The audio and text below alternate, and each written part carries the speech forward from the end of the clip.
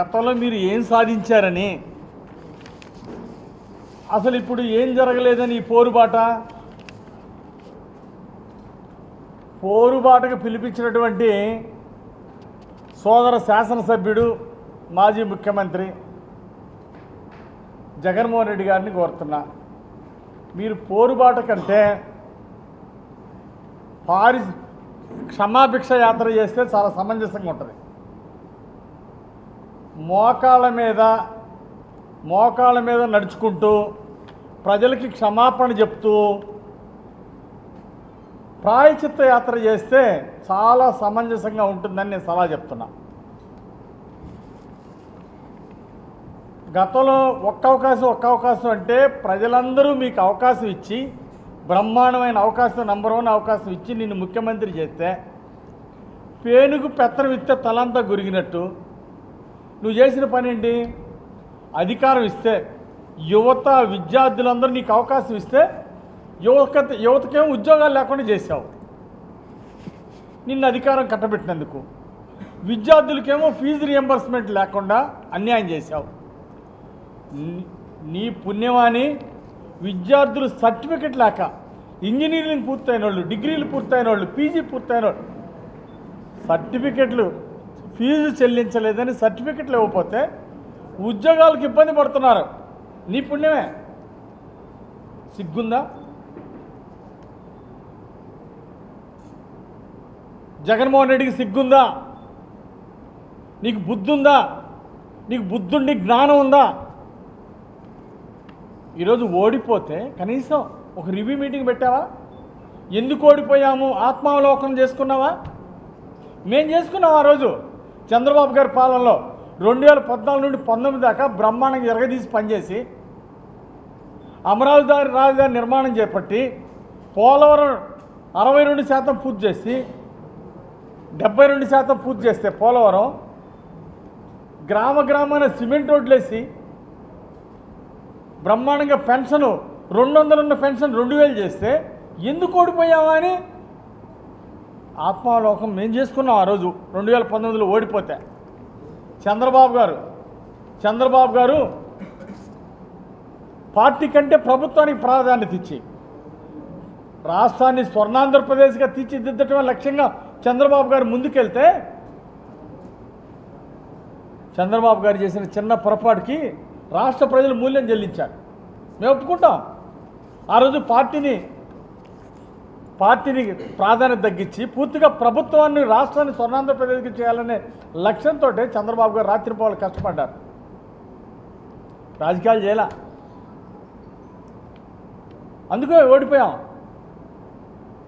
ఈరోజు అందుకే చంద్రబాబు గారు మళ్ళీ పార్టీకి, ప్రభుత్వానికి 2 సమపాళ్ళు, 2 కాళ్ళలాగా చూస్తున్నారు. ఈరోజు చంద్రబాబు గారు మళ్ళీ 1999 సీఎం లాగా వ్యవహరిస్తున్నారు ఈరోజు చంద్రబాబు గారు.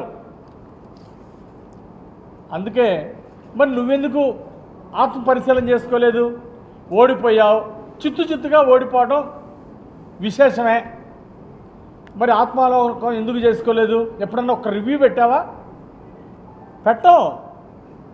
నీ దుర్మార్గపు ఆలోచన తప్ప ఎప్పుడైనా తప్పులు సరిదిద్దుకుందామనే ఆలోచన జీవితంలో ఎక్కడైనా ఉందా? ఈ రాష్ట్రానికి పట్టిన దరిద్రం ఏంటంటే జగన్మోహన్ రెడ్డి లాంటి వాళ్ళు రాజకీయాల్లోకి రావటం, అందులో ఒక్క అవకాశం పేరుతో ముఖ్యమంత్రి అవటం, ఈ రాష్ట్రానికి పట్టినటువంటి శని దరిద్రం అదొక్కటే. అందుకే వదిలిచ్చారు ప్రజలు, దరిద్రాన్ని వదిలిచ్చారు, రాష్ట్రానికి భవిష్యత్తు ఇచ్చారు. మళ్ళీ ప్రజలు ఒక్క అవకాశం అయిపోయింది, అదే చివరి అవకాశం అయింది. మీరు ఎందుకు ఓడిపోయారో ఆత్మపరిశీలన చేసుకోకుండా ఈరోజు పోరుబాట ఏంటి? 6 నెలల్లో ఏం కంపలంటికి పోయినాయని పోరుబాట. మీరు 10 లక్షల కోట్లు మీరు చేసిన నిర్వాహకం ఏంటి? 10,50,000 కోట్లు అప్పులు చేసి ప్రజలు నెత్తిన పడేశారు. ఎన్డీఏ ప్రభుత్వం నెత్తిన పడేశారు. నెల ప్రతి సంవత్సరం ప్రతి నెల అప్పులు తెచ్చడం, వడ్డీలు తెచ్చడం ఒక బాధ్యత. చేస్తాం, తప్పేదేముంది?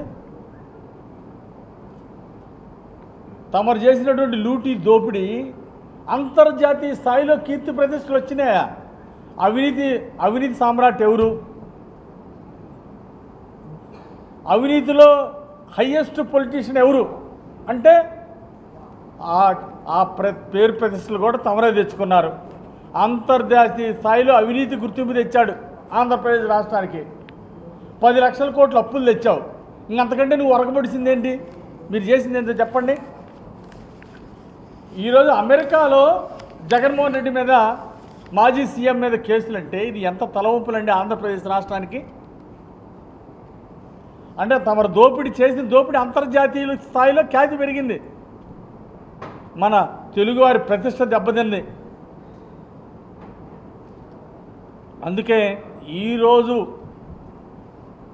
పోరుబాట పేరు చెప్పి రాష్ట్రంలో శాంతి భద్రతలు దెబ్బతీయాలనేదే దుర్మార్గపు ఆలోచన.